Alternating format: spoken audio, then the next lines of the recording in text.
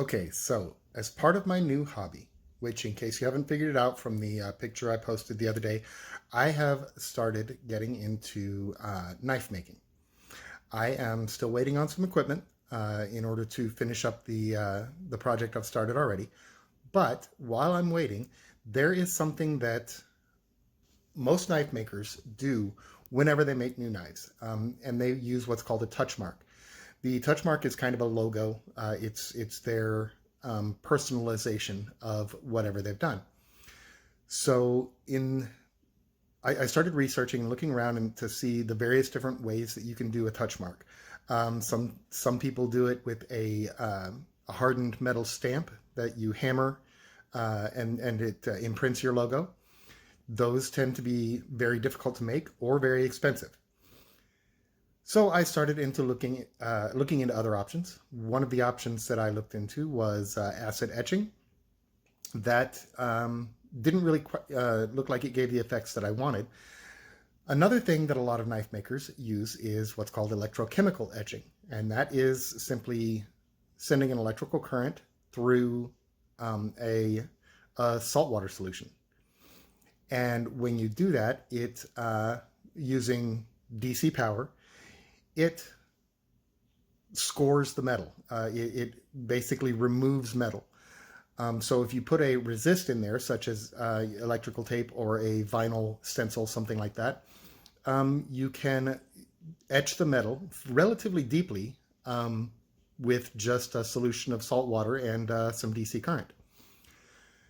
Now I started looking at the machines and what they cost to be able to do this. They're pretty expensive.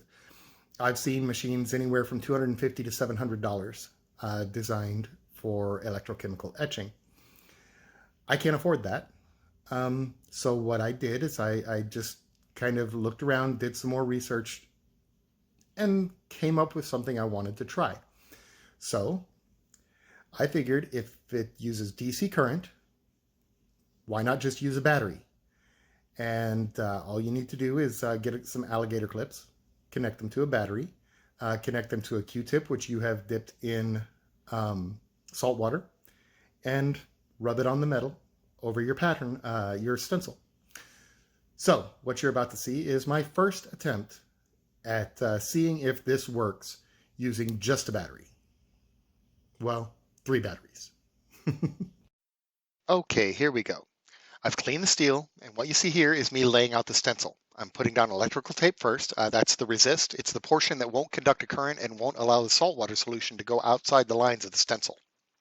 For the stencil, I just printed out a simple silhouette of a heron, a blade making, heron mark blade, wheel of time, you know. I attached the stencil using some quilt batting spray.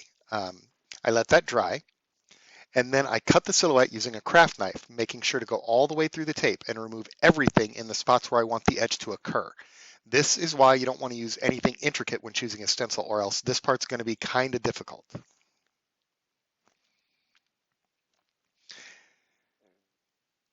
Next, I start to prepare the electrical components. I pull out 3 of the 9-volt batteries and prepare my saltwater solution. It's just a small bowl of water with about a tablespoon of salt stirred into it.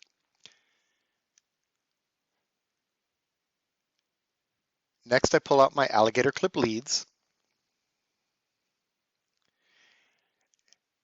And then I connect my batteries together, positive to negative, leaving a positive on one end and a negative on the other to attach the leads to. The positive lead connects to the steel, and the negative lead connects to a Q-tip that's been dipped in the salt water solution.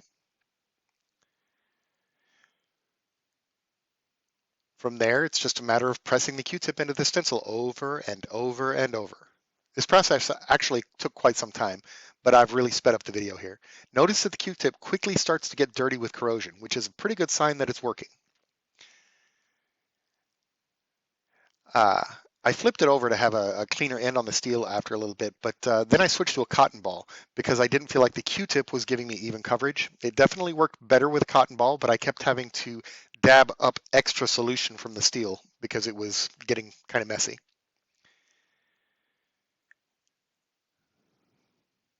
Okay, now I'm mopping up the excess salt water. I will thoroughly clean the steel later as I don't want it to rust. Then I remove the stencil, and voila! wipe the steel with alcohol and reveal a nice semi-deep etch.